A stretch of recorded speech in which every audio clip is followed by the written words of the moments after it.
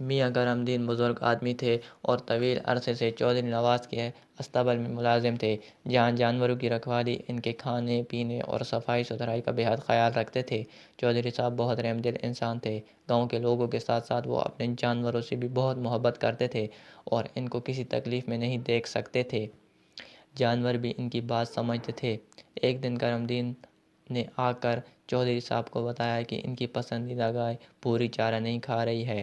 چودھری صاحب تڑپ کر اٹھے اور حکم دیا کہ جا کر حکیم صاحب کو لے آئیں۔ وہ خود بڑی دیر تک پوری کو پچکارتے رہے مگر اس نے چارے کی طرف دیکھا تک نہیں۔ اس دوران حکیم صاحب بھی پہنچ گئے۔ انہوں نے پوری کا مکمل معائنہ کیا اور بتایا کہ وہ بالکل ٹھیک ہے، نہ جانے کیا وجہ ہے۔ حکیم صاحب نے کرم دین سے سوال کیا، تم تو جانوروں کا بڑا خیال رکھتے ہو، آج کوئی اور تو جانوروں پر مقرر نہیں تھا؟ کرم دین نے کہا، جی ہاں حکیم صاحب، آپ بالکل ٹھیک کہہ رہے ہیں، آج مجھے جانوروں کا چارہ لینے منڈی جانا تھا۔ میں نے دوسرے ملازم مراد سے جانوروں کا خیال رکھنے کو کہا تھا۔ حکیم صاحب نے فوراً مراد کو بلوایا اور اس سے پوچھا، تم جانوروں کا خیال کس طرح رکھتے ہو؟ پوری چارہ نہیں کھا رہی ہے، تم نے پوری کے ساتھ کوئی مار پیٹ تو نہیں کی؟ مراد بے وقوف کی طرح منہ کھولے سوال سمجھنے کی کوشش کر رہا تھا کہ چودھری صاحب کے غضبناک آنکھیں دیکھ کر اس کی سمجھ میں حکیم صاحب کا سوال آ گیا۔ اس نے گہگہائے ہوئے لہجے میں کہا، جناب، میں جانوروں کو چارہ ڈال رہا تھا کہ اچانک پوری نے مجھے ٹکر مار دی، میں بچتے بچتے بھی گر پڑا۔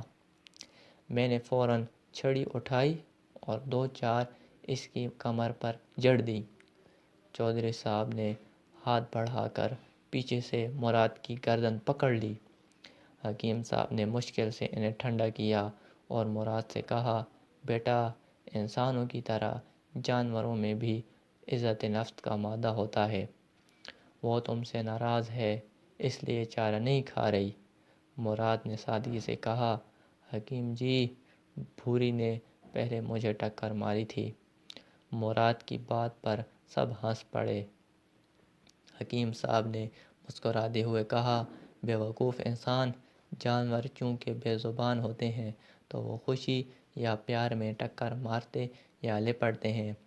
بھوری نے تمہیں ہلکی سے ٹکر ماری تھی، خود اگر یہ غصے میں ہوتی تو ایسی بھرپور ٹکر مارتی کہ تم اٹھ بھی نہیں سکتے تھے۔